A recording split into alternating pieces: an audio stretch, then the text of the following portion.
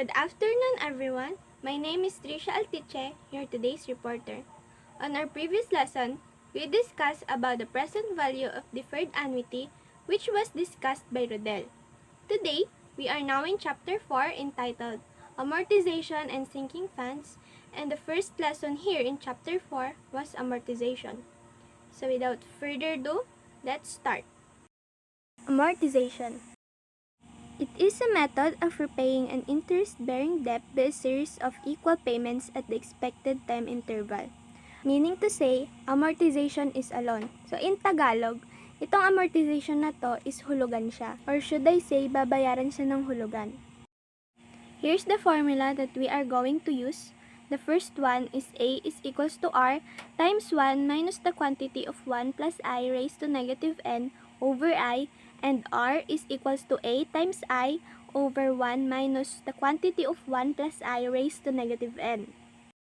Whereas A is equals to the sum of all the future value of the periodic payments, or ito yung pinaka-total amount ng babayaran niya or ng binayaran niya hanggang sa matapos yung hulugan, and R is equals to the periodic payment of the loan or yung babayaran niya kada hulugan.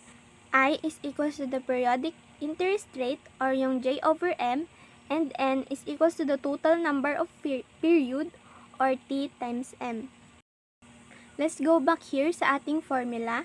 Yung first formula natin is gagamitin natin kapag ang hahanapin natin ay yung A or yung total amount ng babayaran niya or ng binayaran niya pagkatapos ng hulugan. And yung second formula naman is gagamitin natin kapag hahanapin natin yung periodic payment or yung babayaran niya kada hulugan. Let's proceed to example number 1. Nolram buys a house and lot worth 5,500,000 to be repaid on a semi-annual installment for 5 years. Find the semi-annual payment if money is worth 16% compounded semi-annually. So, ang sabi dito sa problem, si Nolram daw ay bumili siya ng house and lot worth 5,500,000 na babayaran niya kada 2 years or kada semi-annual installment sa loob ng 5 taon. So, ang sabi, find the semi-annual payment or yung babayaran niya kada hulugan if the money is worth 16% compounded semi-annually. To solve the problem, let us first list all the given.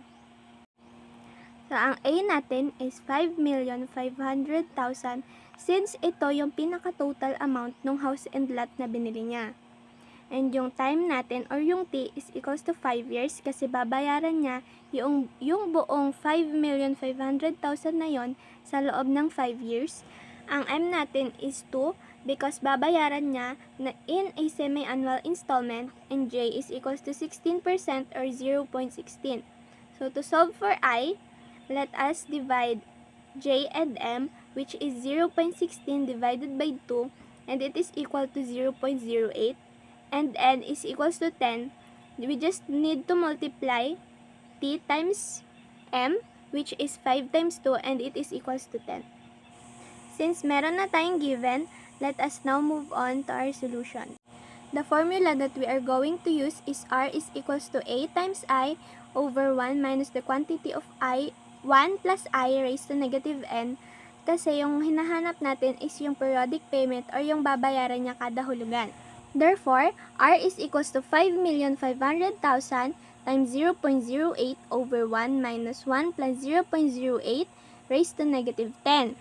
Ang una nating isi-solve is yung mga nasa loob ng parenthesis, which is yung 5,500,000 times 0.08, which is equals to 440,000, and yung 1 plus 0.08 raised to negative 10, which is equals to 0.463193. Since meron tayong rule sa subject natin na 6 decimal places lang yung kukunin kapag nasa middle pa lang ng solution, so 6 decimal places lang yung kinuha ko. 440,000 over 1 minus 0.463193.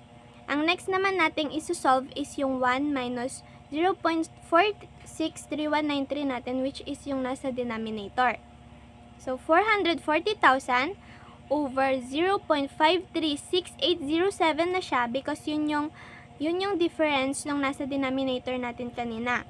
And 440,000 over 0.536807 6807 is equals to 819,662.10 pesos. Therefore, yung babayaran ni Norlam kada semi-annual installment is equals to 819,662.10 pesos. Let's proceed to example number 2. A debt of 50,000 with interest at 12% compounded quarterly must be paid at the end of every 3 months for 2 years. So let's find A, the size of periodic payment, B, the remaining liability just after making the 6th payment, and C, construct the amortization schedule. Sabi sa problem, there's a person na meron siyang utang na 50,000 pesos na may interest na 12% which is compounded quarterly at babayaran niya yun in every 3 months for 2 years.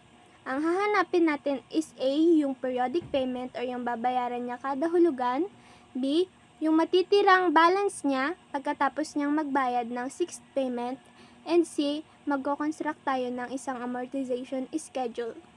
To solve the problem, of course, we must first list all the given.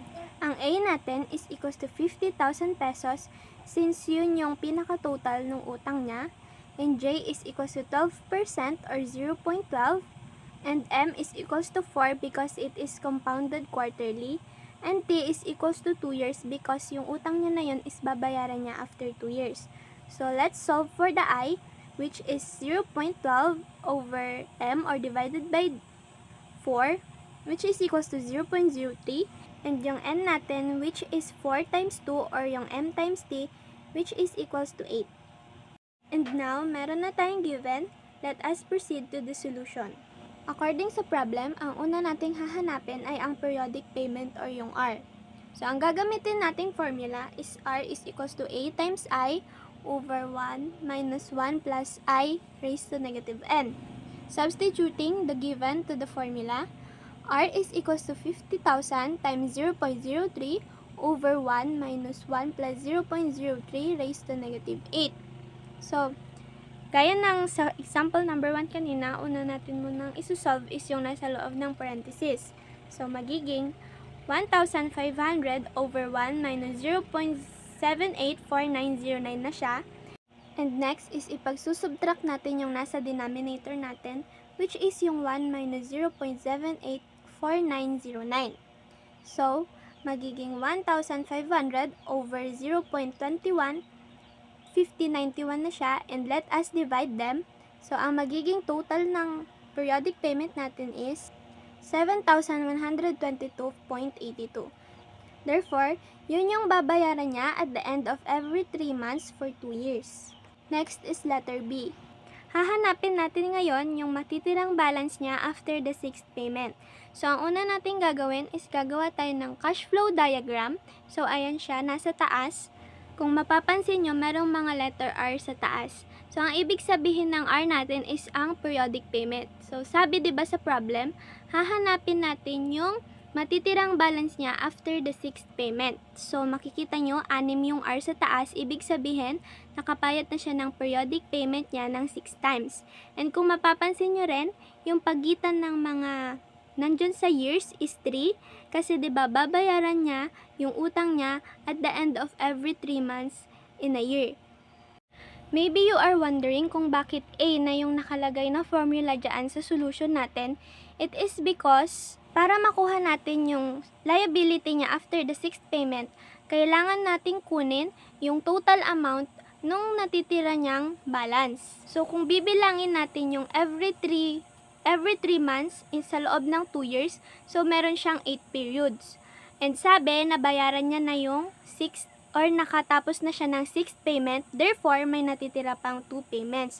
So, kung makikita nyo dyan sa N natin, is 2 na lang siya. Substituting all the given sa ating formula, so A is equals to R times 1 minus I plus I raised to negative N over I. So, yung R natin, which is the periodic payment, is 7,122.82 times 1 minus 1 plus 0.3, which is yung interest rate natin kanina.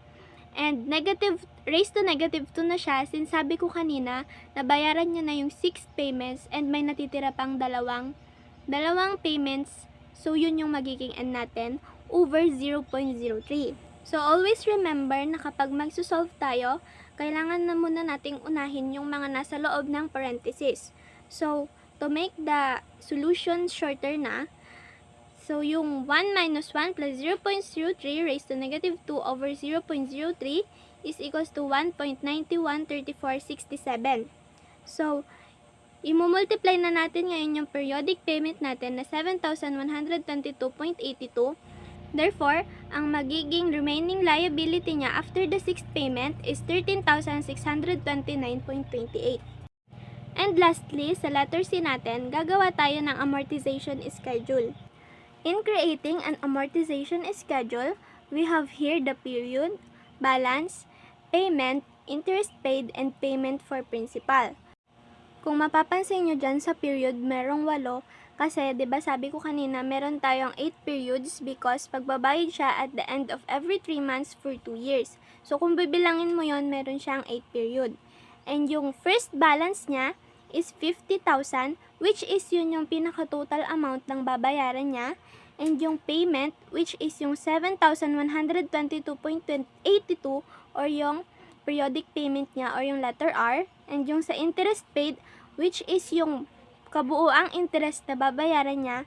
And makikita natin yon kapag pinag-multiply natin yung total amount or yung total balance natin times yung interest rate and then yung payment for principal natin, which is yung payment minus interest paid.